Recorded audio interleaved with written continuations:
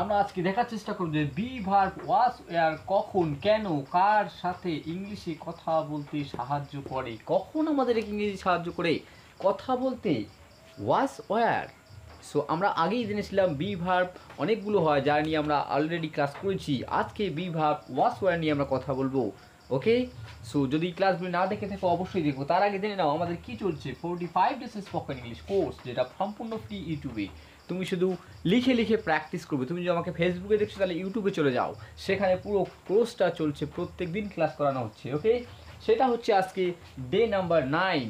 চলো আমরা আজকে এক এক করে ক্লিয়ার করবো। প্রেজেন্টে am is are be verb হিসেবে আমাদের কাজ করে, কিন্তু পাস্টে আমাদের কাকে লাগবে? পাস্টে আমাদের লাগবে ওয়াজ ওয়্যার। চলো এক এক করে সব ডাউট এক্সাম্পলের মাধ্যমে আমি ক্লিয়ার করে দিচ্ছি। চলো আজকে থেকে কোনো চিন্তার কারণে তুমি এখানে এসে গেছো, তার মানে ইংরেজিতে কথা বলতে এবার পারবেই। ওকে, নিজের মধ্যে একটা বিশ্বাস তৈরি করো। ওকে, তুমিও পারবে। ওকে, তুমি কখন কোথায় কেন সবগুলো ডাউট এখনই ক্লিয়ার হয়ে যাবে। ওকে, আজকের পর এখন মানে তোমাকে আর ভাবতে হবে না কোনগুলো কার সাথে ব্যবহার করবো। এবং আমরা যখন টেন্সের ক্লাস করবো এগুলো তোমার খুব খুব কাজে লাগবে। প্রত্যেকটা ক্লাসের সঙ্গে প্রত্যেকটা ক্লাসের লিঙ্ক আছে, সবটা ক্লাস তোমাকে দেখতে হবে, পুরো সিরিজটা দেখতে হবে, তাহলেই মনে হবে যে ও ইংলিশ তো আসলেই সহজ স্যার। ওকে, সো চলো আমরা প্রথম থেকে জানার চেষ্টা করবো। এগুলো হচ্ছে বি ভার্ব। ওয়াজ ওয়্যার কি তাহলে হচ্ছে আমাদের বি ভার্ব। এগুলো আবার স্যার কোনগুলো কার সাথে লাগবে?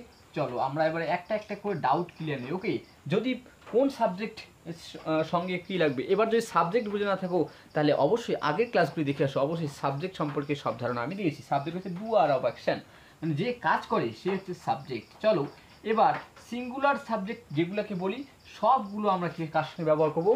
এই ওয়াজ। ওকে, তার মানে কি সিঙ্গুলার কিন্তু প্লুরাল হিসাবে আমরা আইকে ধরি, কিন্তু আই যখনই একজনের কথা বলবো, এটা একদম সহজভাবে মনে রাখো, যখনই একজনের কথা বলবো তখনই ওয়াজ, আর যখনই একের থেকে বেশি জন মনে করবো তখনই কী হয়ে যাবে আমাদের ওয়্যার। কিন্তু মনে রাখবে ইউ কোনো কোনো সময় একজন, কোনো কোনো সময় দুইজনেরও কাজ করে, অথবা কোনো সময় অনেকজনের কাজ করে। সো এটাকে কিন্তু বলার সময় আমাদের ইয়ের সঙ্গে ওয়্যার লাগাতে হবে। একজন হলো এর সঙ্গে ওয়্যার লাগাতে হবে, আর আইয়ের সঙ্গে কিন্তু ওয়াস লাগাতে হবে। অর্থাৎ একজনের কথা যখনই বলো তখনই ওয়াস, কিন্তু ইউ যদিও একজন তার সঙ্গে কিন্তু ওয়্যার। এইটুকু মনে রাখবে, বাকি তুমি বুঝে গেলে যে আই, তারপরে হি, তারপর সি। ইন শর্ট আমরা এটা বুঝবো, তারপরে আমরা কনসেপ্টে চলে যাবো। ওকে, হি সি ইট। ওকে, তারপরে যে কোনো ধরনের নাম, পৃথিবীর যেটাই নাম হোক, রাম শ্যাম যদু মতু রীতা সীতা গীতা যা কিছু নাম আছে ভাই, সবার সঙ্গে তুমি কি লাগাবে? ওয়াস লাগাবে। ব্যাস, পৃথিবীর সব বই উল্টায় দেখো, সবখানে এটাই পাবে, কিচ্ছু নেই আর ইংলিশ বইয়ে, ওটাই থাকবে, পাল্টাবে না। তারপরে আর কি হতে পারে স্যার সিঙ্গুলার সাবজেক্ট? যেমন মাই ব্রাদার, মাই টিচার, মানে একজনের কথা বলছি, my sister, my mother, my father, তার মানে কি সেটাও হচ্ছে সিঙ্গুলার। ব্যাস, বুঝে গেছো?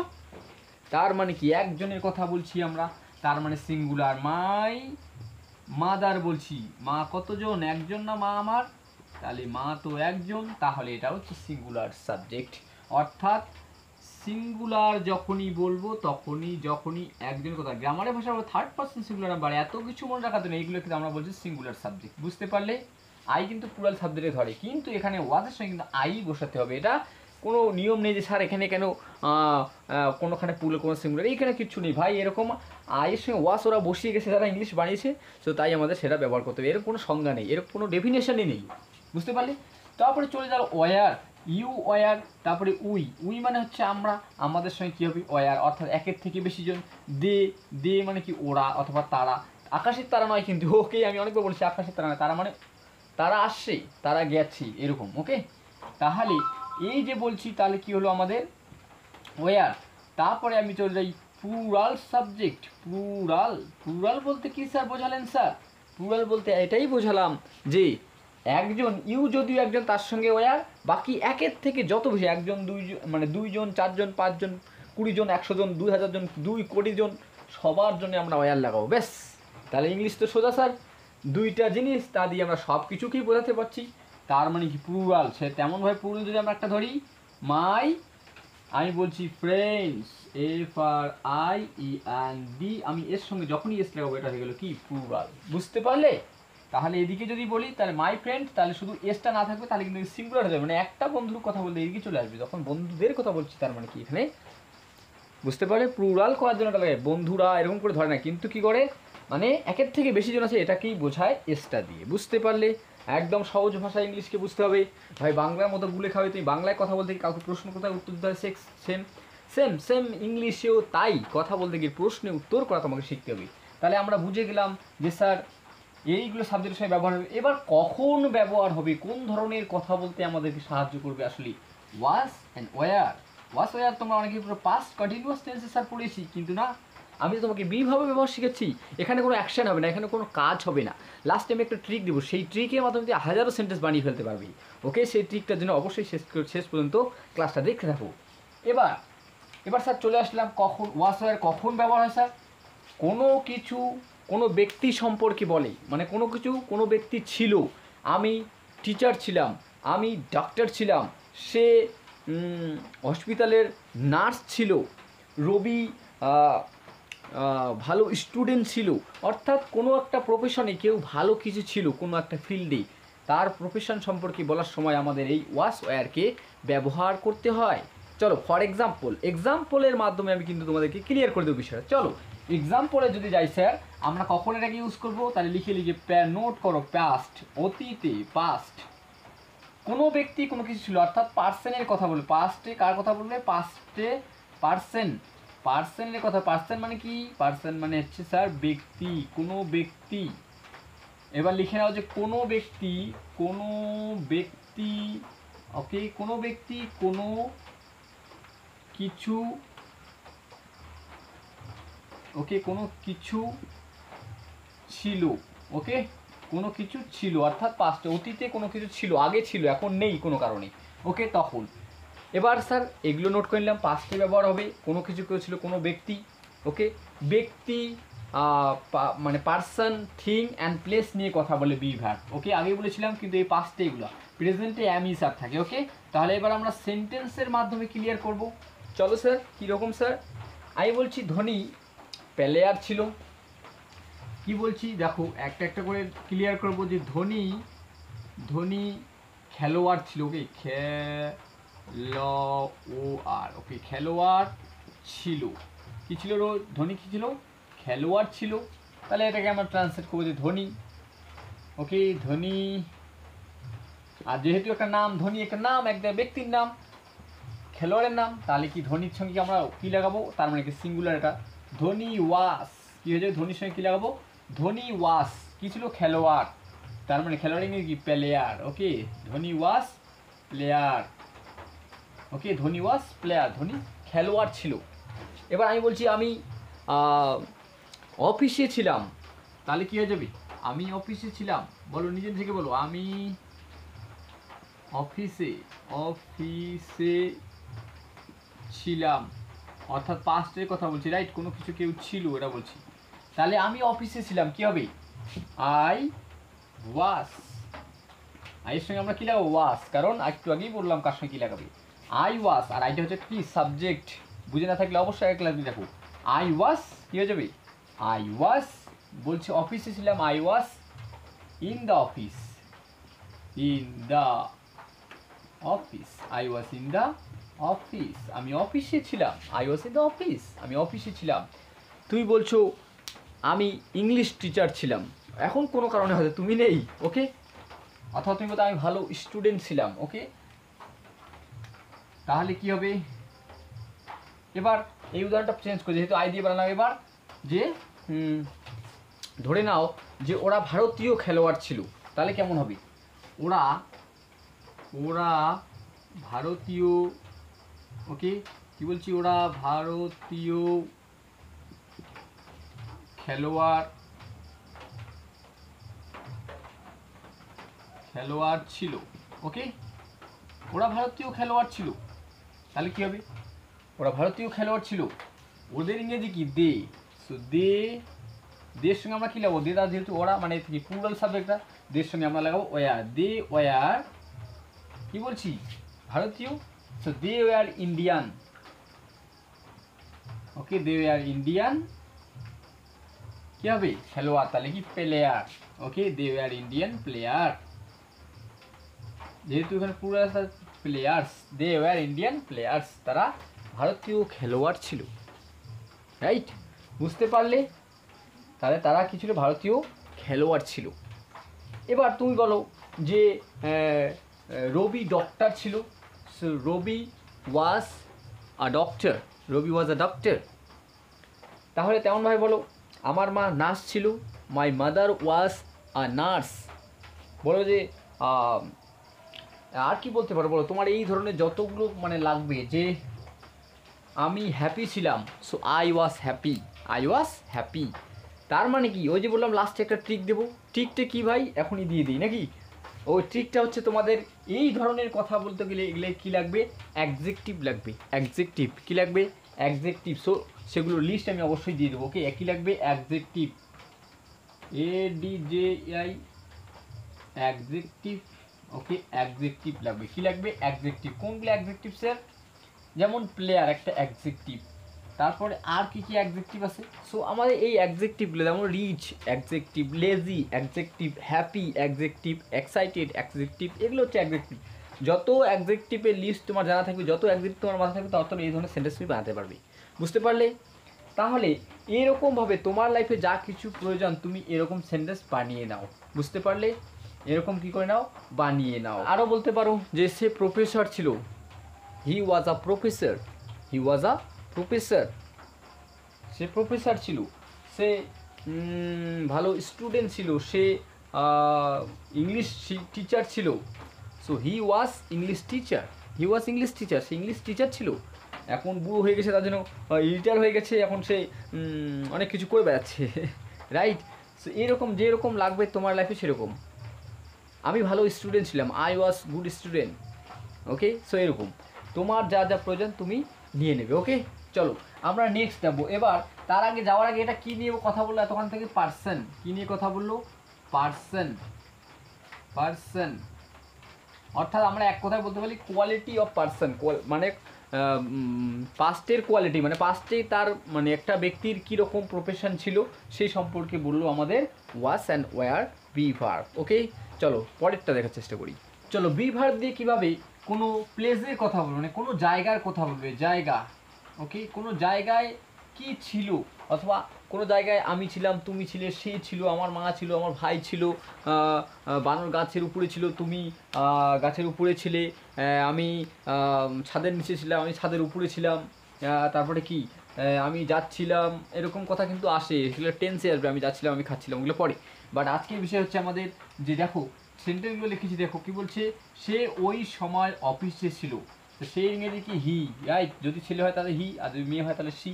হি ওয়াস, হিয়ের সঙ্গে আমরা কী লাগাই, ওয়াস, হি ওয়াস, কী বলছি, he was in the office, in the office that time, okay? That time, that time, okay? He was in the office that time, ওই সে ওই সময় অফিসে ছিল, মানে কোনো বস্তু বা কোনো মানব, মানে অ্যাকচুয়ালি কোনো ব্যক্তি কোথায় ছিল এরকম, অথবা কোনো প্রাণী এরকম হতে পারে, ওকে? আমি কারো বাড়িতে ছিলাম, কী হবে তাহলে, আই ওয়াজ, এর সঙ্গে আমরা কী লাগাই, ওয়াজ লাগাই। So I was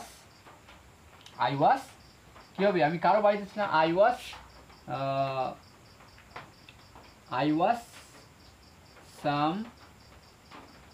someone's, okay, someone's apostrophe হবে one s for, okay? I was someone's house, আমি কারো বাড়িতে ছিলাম, ওকে? আমি কারো বাড়িতে ছিলাম। তারপর বলছে তারা রাস্তায় ছিল, তাই তাদের ইংরেজি কি, দে। সো দের সঙ্গে আমরা কি লাগাই, দে ওয়ার, কী হবে রাস্তায়, on the road, on the road, on the road, they were on the road, তারা রাস্তায় ছিল। তুমি গাছে ছিলে, ইউ ওয়ার, ইউর সঙ্গে আমরা কী লাগাবো, were, you were on the tree, okay? You were on the tree. বুঝতে পারলে? তাহলে কোনো কিছুর উপরে থাকলে আমরা কী লিখি, অন লিখি, কোনো কিছুর ভিতরে থাকলে আমরা কী লিখি, ইন লিখি। কীভাবে বুঝলাম sir, he was in the office, তার মানে কোনো কিছু ভিতরে, চার দেয়ালের ভিতরে আসো, তার মানে কি তুমি সেখানে তো অফিস তো খোলা মাঠে বসে না, রাইট?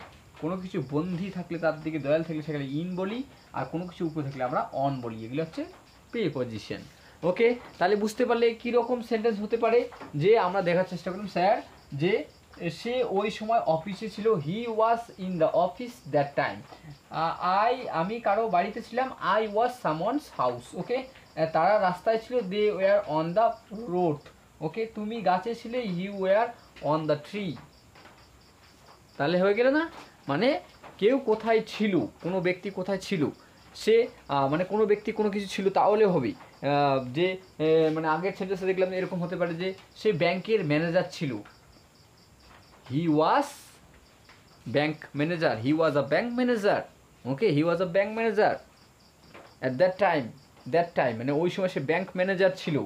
তাহলে এইরকম কথা বলাগুলো, মানে কথাগুলো বলতে কোন প্লেসে ছিল এগুলো বলার জন্য এরকম সেন্টেন্স তুমি তোমার লাইফে বানিয়ে নাও। ওকে, সে তুমি বলছো সে স্কুলে ছিল, অথবা রাম স্কুলে ছিল, রাম ওয়াজ in the school, Ram was in the school, Ram স্কুলে ছিল।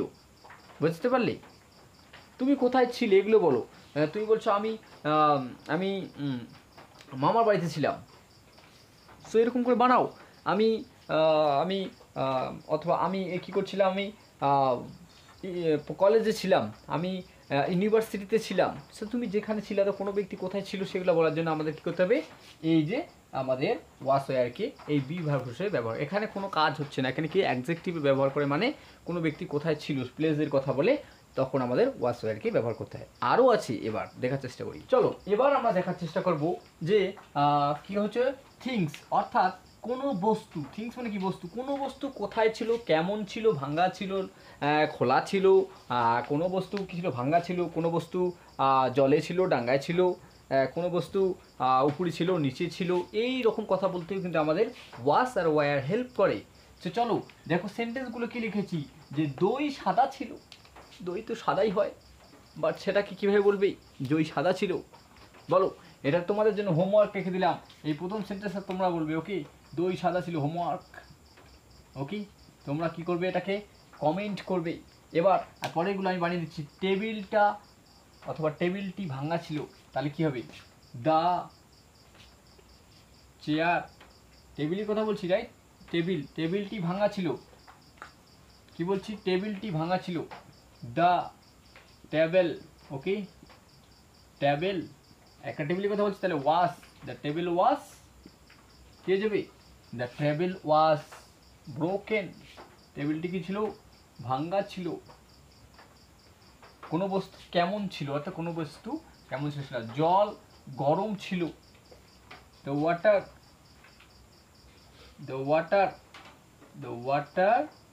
ওয়াস, ওকে, দ্য ওয়াটার ওয়াস, গরম ইংরেজি কি, hot, right, the water was hot, জল গরম ছিল। মোবাইলটি টেবিলের উপরে ছিল, কী হবে, মোবাইলটি টেবিলের উপরে ছিল। এরকম করে বলতে পারি, দ্য মোবাইল,